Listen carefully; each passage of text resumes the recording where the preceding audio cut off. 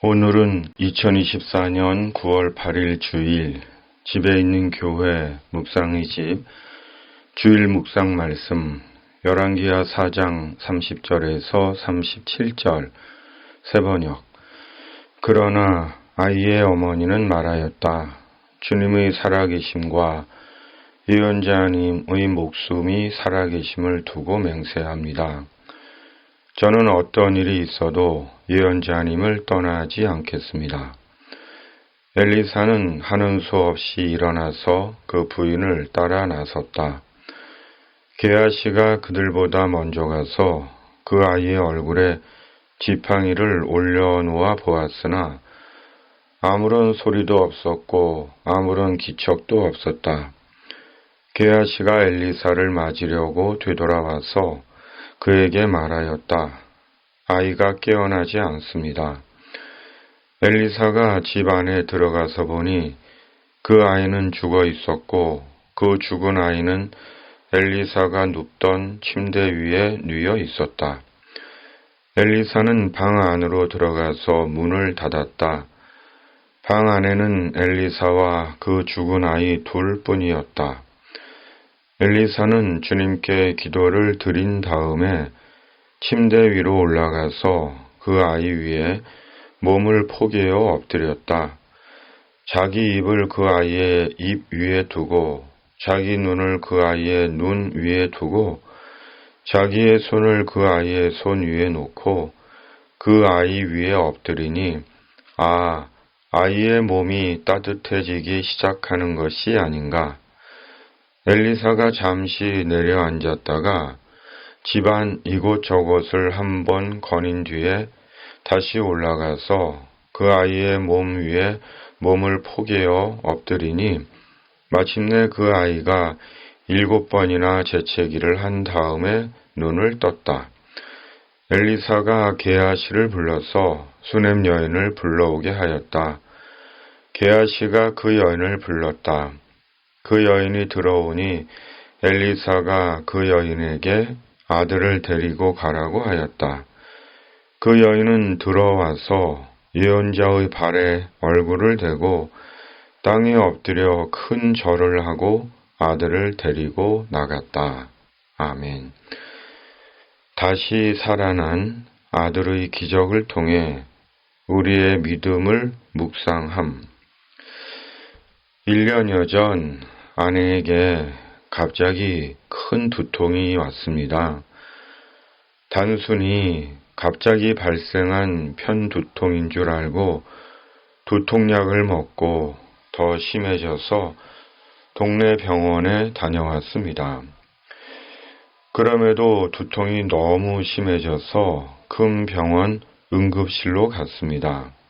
그러나 응급실에서도 제대로 진단을 하지 못했고 2번이나 큰 병원을 찾은 뒤에야 일명 벼락두통이라고 하는 가역성 뇌혈관 수축 증후군이라는 병인 것을 알았고 3개월 동안 약을 복용하고 치료를 받았습니다. 겪어보지 않고서는 말할 수 없는 매우 큰 두통이었고 그대로 두면 매우 위험한 아내의 두통이었습니다. 수넴 여인의 아들이 갑자기 두통을 호소하다 어머니의 무릎에서 죽었습니다.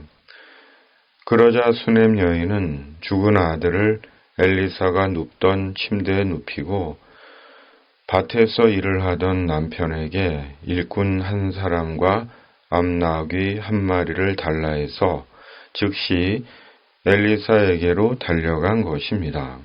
그러나 남편은 아들이 죽은 것을 모릅니다. 그리고 엘리사에게로 달려온 수넴 여인은 엘리사에게 말을 합니다. 28절. 여인이 엘리사에게 말하였다. 예언자님, 제가 언제 아들을 달라고 하였습니까? 저는 오히려 저 같은 사람에게 농담을 하지 마시라고 말씀드리지 않았습니까? 마침내 엘리사가 죽은 아이에게로 왔고 엘리사는 죽은 아이를 살려낸 것입니다. 그리고 수넴 여인은 엘리사의 발에 얼굴을 대고 큰 절을 하고 다시 살아난 아들을 데리고 집으로 돌아갑니다. 엘리사의 놀라운 또 하나의 기적이었습니다. 죽은 자가 다시 살아난다는 것, 기적 중의 기적입니다.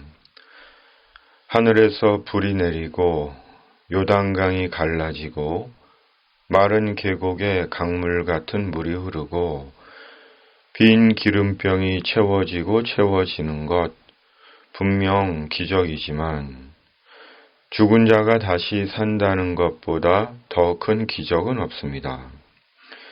생명의 기적보다 더 큰 기적은 없기 때문입니다. 죽은 척을 했던 것이 아닌 이상 죽은 자가 다시 사는 일은 없기 때문입니다. 그런데 오늘 말씀에서 죽은 아들이 다시 살아난 것입니다. 오래전 사고로 죽은 아이와 함께 앰뷸런스를 타고 병원으로 간 적이 있습니다. 흰 천으로 덮어놓은 죽은 아이를 옆에 두고 망연자실 병원으로 갔습니다. 그때 무슨 생각을 했었는지는 기억나지 않습니다. 주님께 기도하고 기적을 바랐겠지요. 주님의 능력으로 죽은 아이가 다시 살아나서 가족들이 시험에 들지 않고 교회가 큰 어려움에 빠지지 않기를 기도했습니다. 그러나 기적은 일어나지 않았고 아이는 그대로 죽었습니다. 그리고 그 후 주님은 그 가정에 새로운 생명을 주셨습니다. 그리고 그것이 기적이었습니다. 당시 죽은 아이의 어머니가 아기를 출산하시기에는 힘든 나이였기 때문입니다. 우리가 예수님을 믿는 궁극의 의미는 무엇일까요? 여러 가지 의미가 있겠지요. 그 중에 하나로 영혼이 잘됨 같이 범사가 잘되고 강건해지는 것, 예수님을 믿는 복되고 중요한 의미 중 하나이겠지요.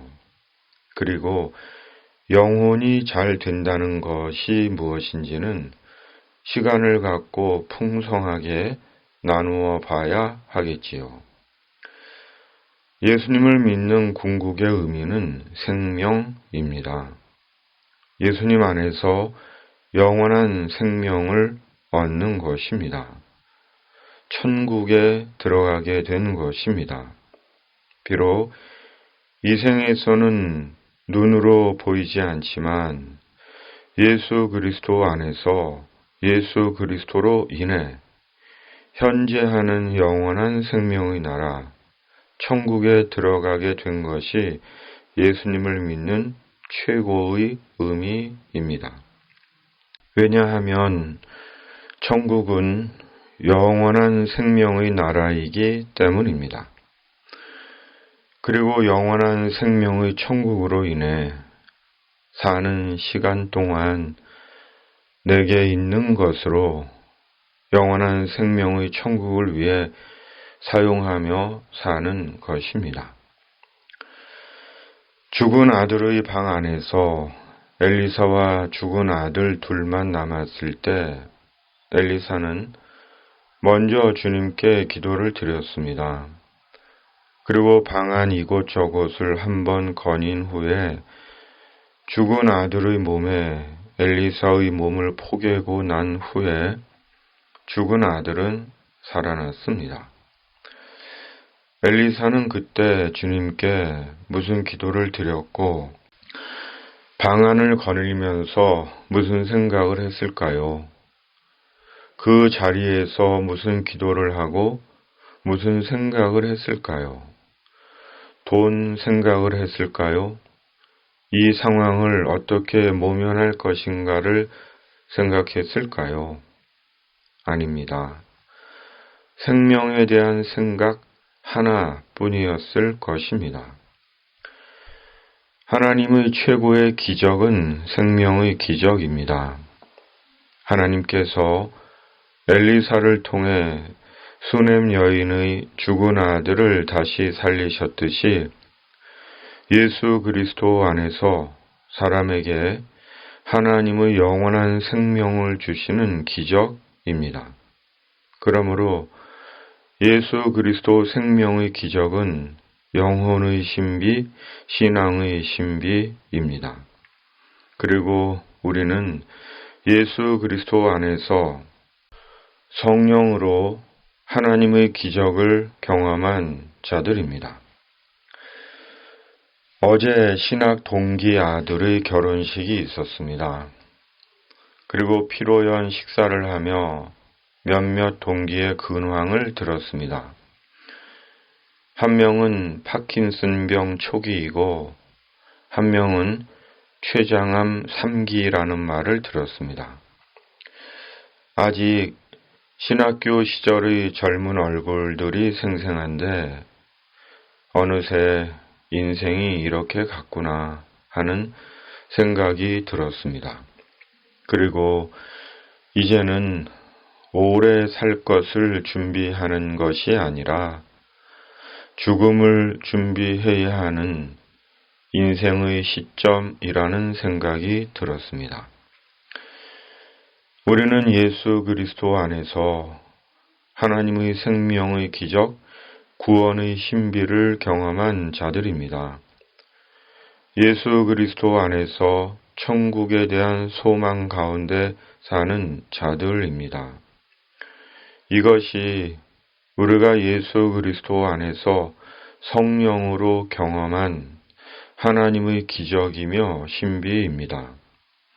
그리고 이 하나님의 기적, 하나님의 신비 안에서 아들을 잃어 잠시 슬픔과 절망과 고통을 겪은 수넴 여인을 주님께서 다시 생명으로 위로하셨듯이 우리에게 행하시는 주님의 기적의 위로 속에서 주님의 나라를 위해 살아가는 것입니다. 아멘.